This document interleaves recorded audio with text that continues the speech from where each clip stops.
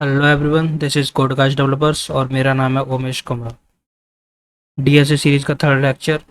आज हम array iteration पढ़ेंगे। ओके, एरे के एलिमेंट्स को कैसे एक्सेस करते हैं और उनको फिर प्रिंट करना है। ठीक है, तो देखते हैं पहले। एक एरे है सपोज। ठीक है, उसमें कुछ एलिमेंट्स हैं।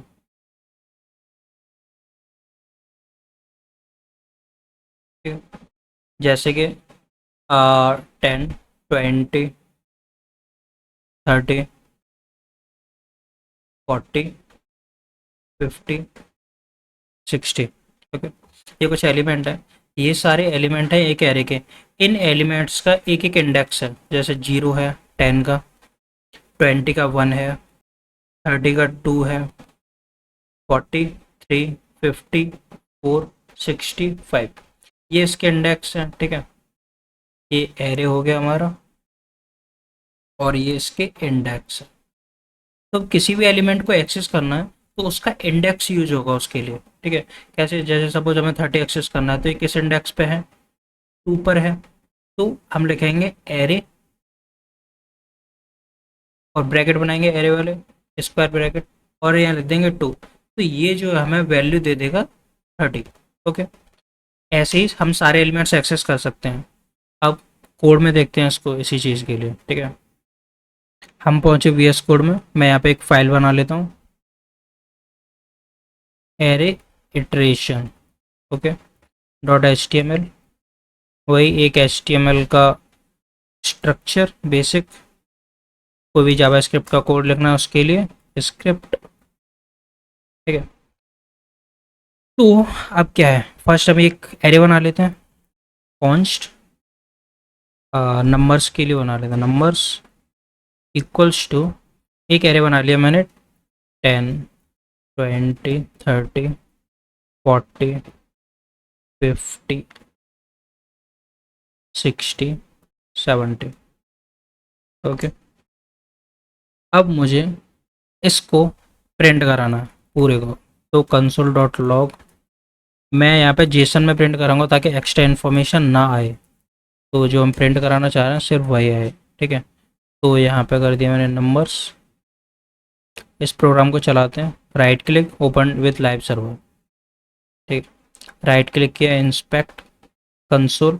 यहाँ पे ये हमारा एरे प्रिंट हो गया। अब क्या है, इस एरे के एलिमेंट्स को एक्सेस करना है। ठीक है, तो कैसे होगा? Console dot log JSON dot stringify. ठीक है, अब कोई भी एरे है, एरे लिख दिया। अब मैंने जैसे अभी बताया था, जिस वाले एलिमेंट को चाहिए उसका इंडेक्स लिखा जाता है यहाँ पे। ठीक है, तो यहाँ पे मैंने एरे 2 है। अब एरे 2 के हिसाब से 30 आना चाहिए। चेक करते हैं उधर जाके। एरे मैंने टाइप किया 2। ठीक है, अब देखते हैं इसका आउटपुट क्या आएगा। 30 आ गया। किधर है? ये इंडेक्स 2 पर है। इंडेक्स 2 पर हो गया हमारा प्रिंट। ठीक है, 30 आ गया। अब क्या है, इसमें एक और चीज़ मैं बताता हूँ। यहाँ पर जब भी जैसे हमने 2 लिखा है, ठीक है, ये रन करेगा। अब मैं यहाँ पे अगर 02 कर दूँ तो क्या होगा कि फिर भी रन करेगा। यहाँ पे एरर शो हो रहा है बट रन करेगा। ये एरर तो सिर्फ स्क्रिप्टिंग की वजह से होता है बट प्रोग्राम रन करेगा। 02 पे 30 ही आ रहा है। अब एक और चीज़, सपोज मैंने इसको किया स्ट्रिंग 2, क्या अब भी प्रिंट करेगा? अब भी प्रिंट करेगा 30। बट यहाँ पे अगर मैं स्ट्रिंग को 02 कर दूँ तो ये प्रिंट नहीं होगा, अनडिफाइंड आ जाएगा। ये चीज़ ज़रूरी क्यों है वो मैं बताना चाहता हूँ। क्योंकि जब भी हम इनपुट से कोई वैल्यू लेते हैं वो हमेशा एक स्ट्रिंग होती है। ठीक है, तो सपोज मैंने यहाँ पे दिया इंडेक्स, आईडी इंडेक्स दे दिया। अब मैं एक यहाँ पे बटन बना लेता हूँ, बटन। ठीक है, वो गेट एलिमेंट के लिए। ठीक है, अब इस बटन इनपुट की वैल्यू लेनी है मुझे एक तो पहले। ठीक है, उसके लिए मैं एक फंक्शन बना लेता हूँ, फंक्शन गेट एलिमेंट। ओके, और ये, ठीक है। अब यहाँ पे जब कैट एलिमेंट का फंक्शन मार रहे तो उस इनपुट से मुझे एक वैल्यू भी चाहिए होगी, ठीक है। जब भी इनपुट में कोई वैल्यू डालना है वो वैल्यू चाहिए होगी, तो उसके लिए मैं यहाँ पे करूँगा const end equals to document dot get element by ID, ठीक है। यहाँ पे मैं आईडी दे दूंगा, इंडेक्स है इनपुट का, हमारी आईडी क्या है, इंडेक्स, इंडेक्स दे दी, डॉट वैल्यू, वैल्यू गेट हो जाएगी मुझे इसकी। अब क्या है, इस इंडेक्स के थ्रू मुझे वैल्यू चाहिए, तो कंसोल डॉट लॉग वही जेसन डॉट स्ट्रिंगिफाई नंबर्स, और यहाँ पे मैं डाल देता हूँ एंड, ठीक है। तो अब रियलाइज होगा कि मैं क्या कहना चाह रहा हूँ। अब मैं इस पहले फंक्शन को भी कॉल ही करा लेता हूँ यहाँ पे ऑन क्लिक पर, और ये हो जाएगा गेट ईएलई फंक्शन, ठीक है।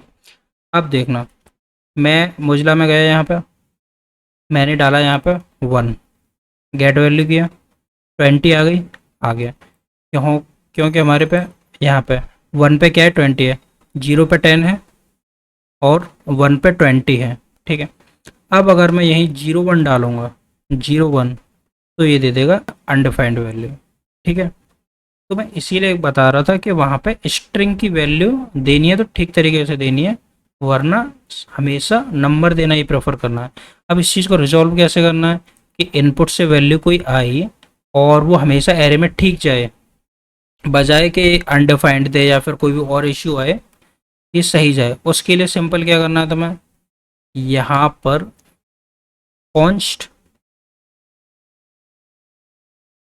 टेम्प इंड, ठीक है, इक्वल्स टू, यहाँ पे कर देंगे पार्स और इंट, इसको इंटीजर में चेंज कर देंगे, इंड हो गया।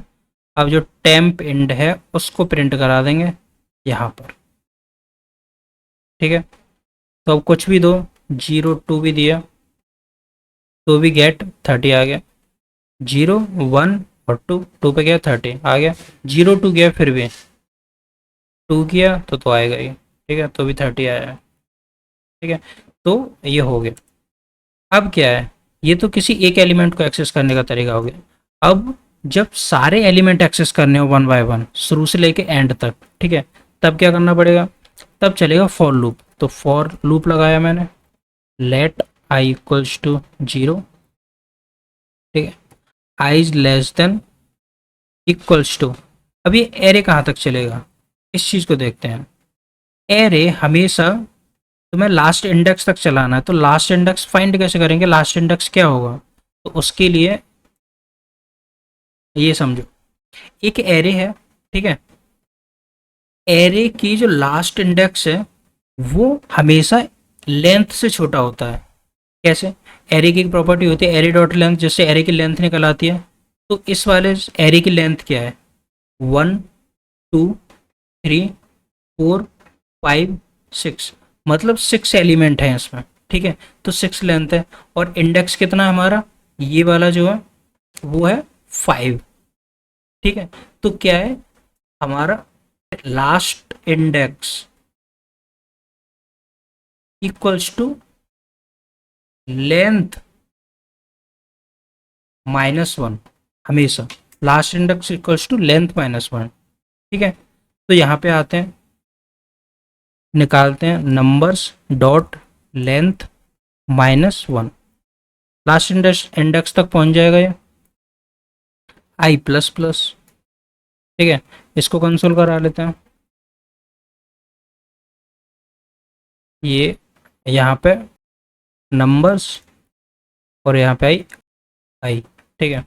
यहाँ पे हम इंडेक्स भी प्रिंट करा लेते हैं, तो उसके लिए आई प्लस थोड़ा सा स्पेस या फिर इक्वल दे लेते हैं इसमें, ठीक है, और इसको भी प्लस, ठीक है।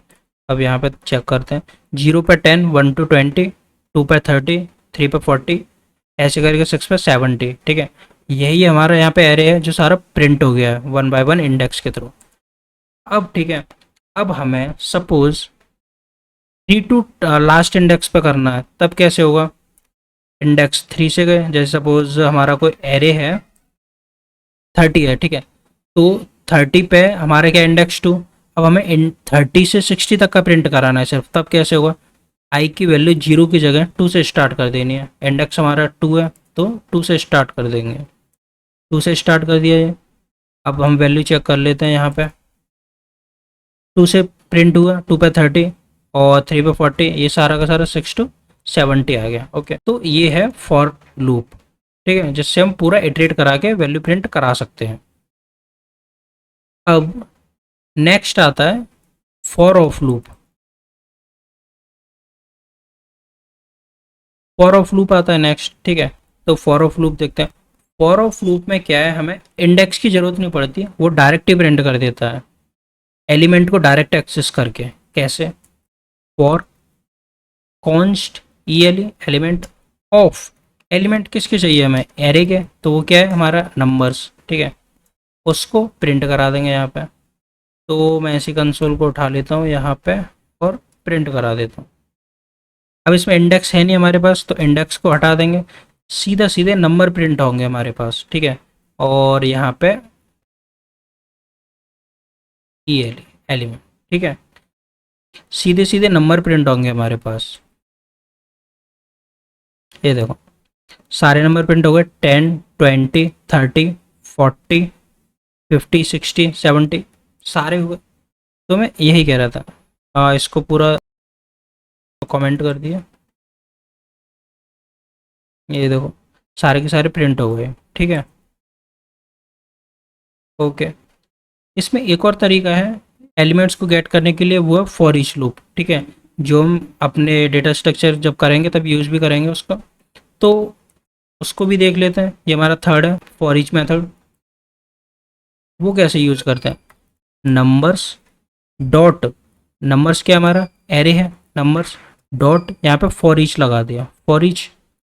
अब क्या है, इसके अंदर ये एरो फंक्शन बनाते हैं। एरो फंक्शन बनाने के लिए सिंटैक्स देख लो, ये होते हैं इक्वल्स टू, फिर लेस देन और फंक्शन, ये होता है एरो फंक्शन। एरो फंक्शन क्या करता है कि मतलब फॉर ईच लूप क्या करता है कि एर नंबर्स में से हर एक एलिमेंट को उठाएगा और वो यहाँ फंक्शन में ऐसे पैरामीटर पास करेगा। तो यहाँ पे हम एक पैरामीटर लिख लेते हैं एलिमेंट, ठीक है, तो वो यहाँ पे पास करेगा। अब उसको हम यहाँ पे प्रिंट भी करा सकते हैं, कंसोल डॉट लॉग, और यहाँ पे प्रिंट करा लिया एलिमेंट, ठीक है। मैं इसको फॉर ऑफ को लूप को कमेंट कर दिया। अब ये हो गया फॉर ईच लूप, ठीक है। तो फॉर ईच लूप के लिए सारे के सारे नंबर प्रिंट हो गए, 10 20 30 ऐसे करके, ठीक है। तो ये हो गया for each loop. For each loop की एक प्रॉपर्टी होती है कि ये कोई वैल्यू रिटर्न नहीं करता है, ठीक है। तो इसका ध्यान रखना, आगे बताऊंगा मैं इसका क्यों पर्पज़ है कि रिटर्न नहीं करता है। बाकी होते हैं जैसे मैप होते हैं, रिड्यूस होते हैं, फिल्टर होते हैं, वो रिटर्न करते हैं वैल्यूज़। तो अगर वो भी पढ़ने हो तो मुझे बता देना, मैं उनकी एक एक्स्ट्रा वीडियो बना दूंगा। बाकी हम लेक्चर आगे पढ़ेंगे तो यूज होंगे, तब सीख सकते हो, ठीक है। ओके, तब तक के लिए धन्यवाद। Like share and subscribe. Vande Mataram.